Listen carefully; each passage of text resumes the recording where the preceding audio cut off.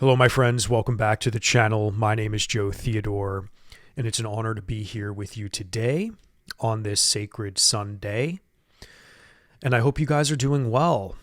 What's going on? How's it been over the last couple of days since I posted my last video, which, I'm glad I made another video this week, or this past week rather, because Scorpio season begins this week. And I really wanted to kind of just get ahead of some of my thoughts and some of the energies I've been feeling involving this Scorpio season, some of the insights that have been really hitting my life hard. And believe it or not, despite how insane the world is right now, and I think I might have said this before, maybe in my last video or the week before that, but I have definitely been witnessing in my clients amazing futures to come. And these outer planets are very much a contributing factor to this. I think we've been in this build-up phase for pretty much throughout the COVID years. I mean, we have to really understand how timely COVID was and how incredibly synchronistic Saturn and Aquarius was during that time, how there was a Jupiter-Saturn conjunction at that time, and how there was a lot of stuff that was putting a lot of the pieces to things in life were beginning to shape and shift so we could segue ourselves into this new future, right? Both collectively and, like I was just saying before, in my clients and my life, everything has been changing, and a lot of people had no interest in changing, and for some people maybe their lives have gone on as usual and whatever the case. But a lot of people who are definitely more in tune and sensitive and spiritual, like whatever the case may be, because if you're watching an astrology channel like mine, you're most likely in tune with a little bit of metaphysics or just this understanding of deeper stuff going on in the world.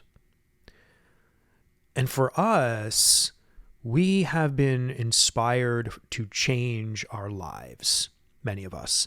And when you're on this path of astrological learning, when you're on this path of healing and understanding oneself and the world around us, and yes, many of you might actually just be normal people out there who are just understanding how real astrology is and how it literally can just help everything in life if we're open to the symbolism of life, right? It's making us wiser no matter what we do in this world. But the outer planet shifts is what is bringing us into such a ripe moment of transformation and conflict. And I've been saying that a lot lately, the word conflict, believe it or not, in many situations. But if you really examine life, if you really examine nature, if you examine the emotional everyday fluctuations that we all have, it's conflict, right? And there's a great Indian philosopher, Jiddu Krishnamurti, who talks constantly, or he's passed on now, but he talked constantly about how all life is conflict. All thought is duality, right? There's this idea that everything is conflict, and the only way to resolve conflict is by understanding the truth of it, and then to go beyond that and find some kind of meditative stillness, right? And that stillness behind all duality and thought can transform us and breed us into a realm of mindfulness. And then to realize we are not necessarily every challenge or issue or this, that, and the other thing that life brings us, but we really are just the totality of the experience that allows that. And then this very enlightening Indian and Buddhist way of looking at life can aid in a transformation that is incredible. Now, what does this have to do with Scorpio season, Joe? What does this have to do with the transformation of our world and ourselves? Well, a lot of us have been evolving up into this point, right? Where we have Pluto going opposite Mars in Cancer. before it goes into Aquarius for the last and final time before it starts a 20-year journey. We have Uranus about to go into Gemini within the next 2 years full time. We have Neptune about to go into Aries over the next 2 years full time, right? With those retrogrades taken into consideration, back into Taurus, back into Pisces, and so on. But this human story of evolution and messiness, the transits that are happening now, whatever's going on in one's life, no matter how dark or challenging or beautiful it is becoming at the moment, because all of us have different stories, all of this is falling into different house topics. The one common thing that we can all recognize is that we're going to be growing and evolving with everything going on in the world and with our circumstances and karma, whether we like it or not. We are here and now, and we have to face our truths. We have to face our circumstances, and transformation is honestly what everything is asking of us. And if we can't transform our life, if we are not, and here's the thing, a lot of us over the past couple of years have been doing the work. We've been trying to find new career paths. We've been trying to find new spiritual practices. We have been exploring new ways of existing. We have been getting rid of old friends and finding new ones. We have been doing a lot of things for our own empowerment in a lot of ways. And I hate to sound new agey, but there's a lot of stuff in the world right now that is really pointing the finger back to us as we need to change. Because if we don't change, then we can't change the world. And if we don't change the world, we're just going to allow this patriarchal bullshit that has been ruining the world forever kind of continue on. And that old world, the Capricorn Pluto world, and all the Plutos that have come in the last 100 years, like this Aquarius transit is, again, the nail in the coffin for the old world and the door to the new world. And the door to the new world is going to challenge the world to wake up and move forward. And that also includes us. So that's why a lot of my clients, and myself included, when I look at the Aquarius part of our lives, we're all entering a karmic phase of life that we were destined to be here for. Because all of us, if you're watching me right now, you were most likely born within the last 70 years, which means we were only fated to have about 4 Pluto transits, because Pluto takes 15 to 20 years to transit the zodiac. Do the math. 4 of those transits are 80 plus years.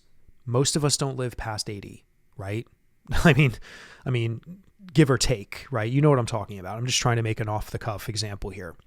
So all the house topics that Pluto has been transiting for us, these are very important themes of life.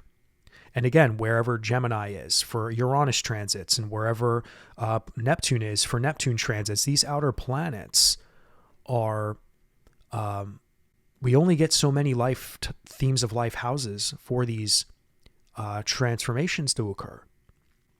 And we are in a moment in time where all 3 of these outer planets are changing at the same time, right? And as we know how astrology works, is whether we like it or not, we are forced into these patterns and cycles, right? And depending on our karma, kind of dictates what's available to us, what circumstances and choices we can have, right? And then yes, our free will can kick in and we can choose. But again, free will can only work if we had prior choices made, right? If we did certain things to allow us to have new choices to be made, that's where the free will is allowed to shine. So when with a lot of my clients, positive movements are moving forward for most people, right? For most people who I'm counseling. But we have to embrace the conflict that might come elsewhere, right? And I think this is what Scorpio season is going to really bring for us, because I think October, like I've been saying, has been the most challenging month of the year. Aside from the Aries solar eclipse in April, all the transits that are happening in October that we've been going through. We're still in the middle of a Pluto-Mars opposition that is continuing to get stronger, right? We're dealing with an Aries full moon that was on top of Chiron again. So again, reactivating potentially things that happened during the solar eclipse for you. If you have any stories to share about that, please let me know in the comments. But we're dealing with a lot, right? And Scorpio, the sun is about to enter Scorpio. We just had Venus go through Scorpio. And we have Mercury now in Scorpio. Now, compared to Venus with Mercury, Venus was more about feeling into the depth and the darkness and the intensity, right? If you formed a new connection with someone or a group of people, or if you have been investigating something or whatever your Scorpio story is, something you might have felt something there, right? A more internal, like receptive type of revelation, right? Because Venus, we get into our feels, we get into our emotions a little bit. We get into things that can bring pleasure, right? That's the key word with Venus. It's pleasure, right? In modern astrology, we can talk about money. So I don't know if any of you guys made money within the Scorpio realms of your life and whatever that looks like. But honestly, in ancient astrology, money was never really a part of Scorpio. Mercury was, actually, because Mercury was about transactions, working with your dialogue in order to get money, being a merchant, right? Barter and trade. That was all mercurial, mind and speech. So Venus was always in ancient astrology just kind of known for pleasure, amongst many other things, but things that can provide pleasure. So a pleasure that could have come in the Scorpion, in our personal lives, in the Scorpionic energy. That's really what Venus was all about there. Or again, getting pleasure out of something very intense, or again, having a lack of pleasure somewhere, because Scorpio, again, can sting us pretty bad sometimes and, take away that pleasure, especially Venus being in exile in Scorpio. That's very possible. Now, on the world stage, again, mundane astrology is a whole different animal, and this channel really isn't about that. So on the world stage, I think I gave some examples in my last video on mundane astrology and what that kind of looked like. But now we're dealing with Mercury, about 10 or so degrees in Scorpio at the moment I'm recording this. And the sun will be entering within 2-3 days from now. I'm recording this Sunday the 20th, the day I released this video. So the sun is going to be amplifying the mercurial, which means that the Mercury is going to have a much more dominant role in what Scorpio is all about for you in your life. What house topic are we talking about? What's going on there in your life? And where are the aspects, right? And for now, Mercury it's really not aspecting Mars in a big way. Mars is at 25, I believe, degrees. So Mercury, where it is in Scorpio, isn't really hitting Mars by trine in any major significant way. We can say Mercury is influencing it, though, by sign. So Mercury and Mars, what's Cancer doing? Is there any sort of exchange of communication, thoughts, aggressiveness, and tone? Like whatever, how is that manifesting for the Cancer part of your life? Because Mars is definitely talking with Scorpio, as Scorpio is ruled by Mars in ancient astrology. So there's definitely a link still, just like we were having those T-squares with Venus throughout the earlier part of the month. And Saturn for sure will be influenced by Mercury and Scorpio, because Saturn is at 13 degrees still going retrograde, and Mercury within the next couple of days will be at 13, 14 degrees. And then the sun will be involved, right? So even though the degrees aren't exact for those aspects to be totally, perfect trines or whatever, because that's the trines is really those aspects between all the water signs that are activated. But they're going to be more charged up, right, than Venus, because the sun is going to be charging up Mercury, right? So the intensity based on trine to Saturn and Mars, we can definitely look forward to more fluidity in whatever energy comes of that, right? And trines are harmonious. Trines are harmonious, right? But depending on the situations, depending on what's going on in those house topics, we're talking about amplification, right? So harmony is, yes, positive, right?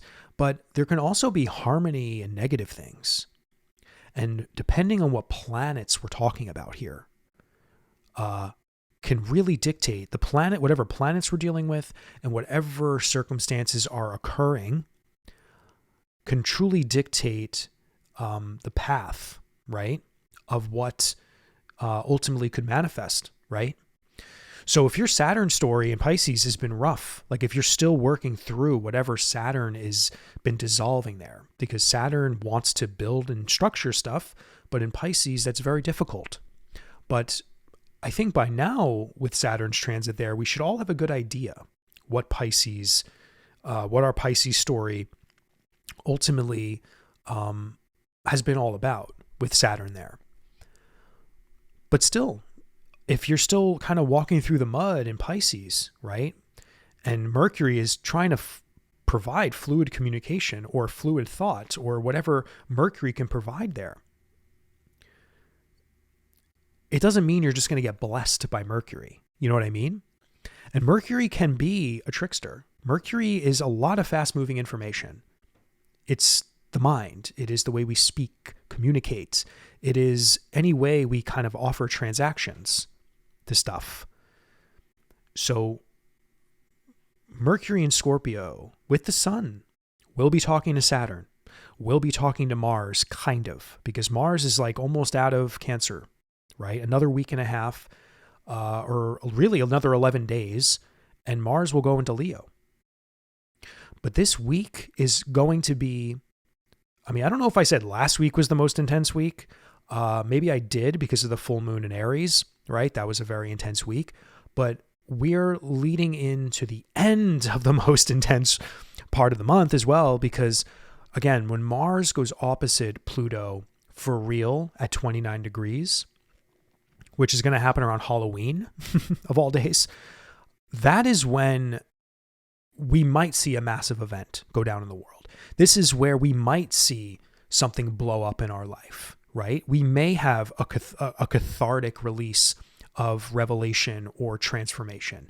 Something may happen where the sparks really fly, right? Someone may say, I love you for the first time. There could be something huge. And again, like I said earlier in the video, a lot of us are going through changes that we've been preparing for, and these changes and these transformations and these pathways forward are ready for these bigger transits, even if they're oppositions or squares, to open us up to another dimension of truth, another dimension of possibility.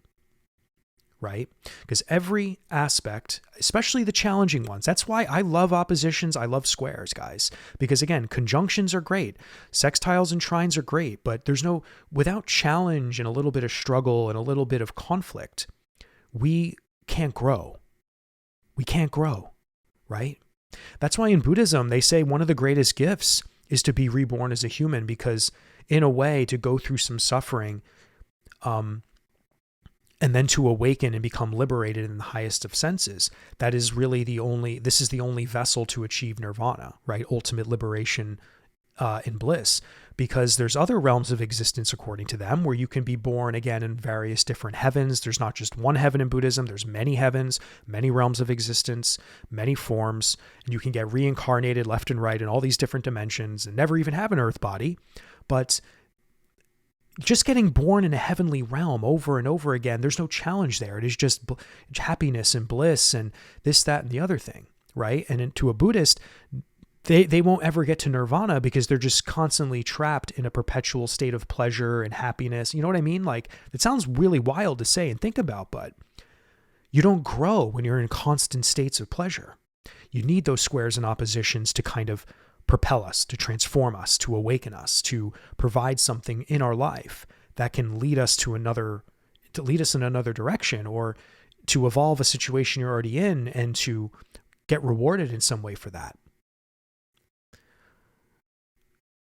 So during all of these challenging moments over the last 5 years, really, okay, and I'm going to go back to the COVID years because the beginning of the COVID years really started a massive shift in a lot of powerful transits, guys, a lot of powerful transits. And Saturn was definitely one of the most pivotal planets to be tracking over the last 5 years. And now we're seeing it finish up the tail end of a zodiacal story in Pisces and going into Aries, which is a whole other conversation I can't wait to have with you down the line. What Saturn and Neptune even, because they're going to be ingressing into Aries together, what that could look like for our life. But again, where's Aries in your life, right? Where is Aries? These themes of life are the story for you. This is where the zodiac signs are in your birth chart are the stories that need to be focused on when you hear me talk about these transits, like Scorpio season. Where is Scorpio? Right? Are you a Scorpio rising? Is something involving yourself, your identity, what you're known for, what people view you as? That is the focus, right? That is where the energy will be. That is where you have the opportunity to channel these planets and use them for your benefit potentially, or be careful that they may not turn against you, right? Like I'm a Scorpio rising, not to drop an example for myself just before, but Mercury is going to be there for me. Right? So what does this mean? Something with my mind, something with communication. I have to be, I may have extra power with the way I communicate. I may be able to take advantage of talking in a more deep way. I may have more intuitive insights that can gift me that opportunity, right? And the sun is going to come in and provide potentially more light and amplification there for me. But also Mercury's a trickster. And we can't forget that that is a massive ancient signification of Mercury. Mercury can be a trickster. So I have to be on the prowl for maybe liars, people who want to use me, maybe intuitive insights that could be misleading. So I need to be sharp, right? And that's just an example, right? But lately life seems a little okay for me. Like I feel like things are growing in my life. Like I feel, I feel kind of happy, right? For the most part. I mean, my days are a little wild and busy, and of course the political thing in the world is driving me nuts because I kind of want all this shit to be over and I want to start talking about the stuff that's going to come down the line because that's crazy. But I feel like a lot's been going on with me, even growing here on YouTube a little bit more. I've been noticing I'm getting more subscribers. Again, Mercury is, I think over the last 10 days, it has been providing some gifts. Communication, dialoguing with you fine people, right? This can totally be a manifestation for me. YouTube kind of growing a little bit more. Social media kind of growing a little bit more.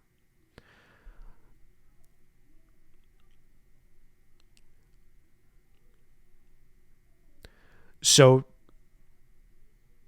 Scorpio season, guys, I mean, again, I don't want to repeat myself a lot from this past week, but I didn't really know what to talk about, honestly, this Sunday, because I talked a lot the other day about what was going on this week, kind of. I mean, we're going to have 3 moon transits we can keep our eyes on. So we're going to feel maybe more emotionally in these wherever Gemini is, because we have a Gemini moon right now as we speak for the next day or so.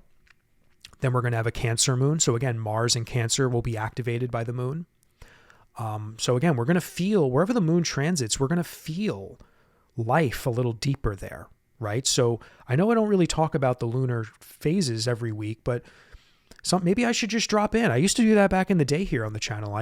Before I started a weekly forecast, I used to tell you guys where the moon was going to be and where are those house topics in your life, because that's where we might feel a little deeper there. Things might be a little more emotional there. Our mind may have to be a little bit more engaged in those particular parts of our life. Right? It's just the way astrology works. So Gemini, Cancer, and Leo will be activated throughout this whole week as far as where the moon will be. And we're slowly moving towards a Scorpio new moon, which will happen down within a week or so from now, which may or may not be my next video, because I think the next video I'm going to put out is a November forecast. And then probably the next video after that will be the new moon in Scorpio. Or those 2 videos might come out pretty close together. But yeah, my friends, I mean, Mercury, Scorpio, the Scorpio moment, talking about the transformations we're all undergoing is really just on the menu, right? So again, if this is just another reminder email for you guys to a reminder memo, to really examine the stories happening for you and to, make the right corrections or contemplate on the right themes of life or whatever the case may be, I want you to sink in to those contemplations. I think we need more contemplation right now. But if you're on the right path, if you're growing, if you see results, then again, keep moving forward, right? Keep moving forward and just embrace the change. But I do sense a lot of us are on the edge of our seats, and that's probably has a lot to do with the world, right? So again, we have to just sort of keep ourselves grounded and focused. Lean into your spiritual practice. If you don't have one, explore some philosophies that might interest you. Pray more. Again, whatever resonates with you, I really would suggest taking the next 4 to 5 months to hone in on a practice, a prayer ritual, a meditation, whatever can be ritualistic and grounding and healing and connecting you to the divine, while also simultaneously observing the outer planets and the massive themes that are shifting in your life, and seamlessly integrate all that together, because that is how we're going to survive this mess, my friends. As far as the world, as far as maybe some of the challenges we're all going through.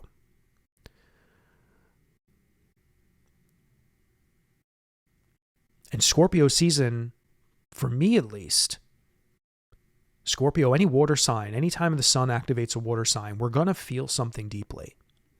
And Scorpio is intense. And Scorpio can bring us reality checks. Scorpio, the sun in Scorpio with Mercury, especially now, and after we just had a Venus transit, we definitely can expect more revelation and the mind to kind of just be charged up with thoughts. And this is just what Scorpio does.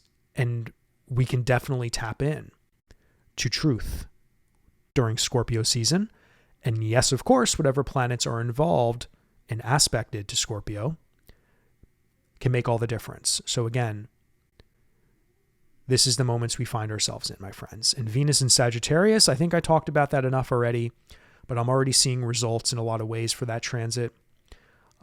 To sum it up real quick, and I'll maybe talk about this a little bit more another time, I feel there's an opportunity for a lot of expansion and some extra wisdom around how we can enjoy maybe a little bit more of our life there, right? So in the most positive sense for all of us, Venus is kind of bringing herself back into a fire sign to maybe ignite something exciting or something new for us to chew on and to absorb and to expand. So again, it all depends on what your story is in Sagittarius. But Venus is kind of a breath of fresh air if we allow her to embrace us, right? So yeah, my friends, that's all I have for you today. I hope you're doing well. Don't forget to like, comment, and subscribe if you stay to the end. And yeah, I'll see you soon.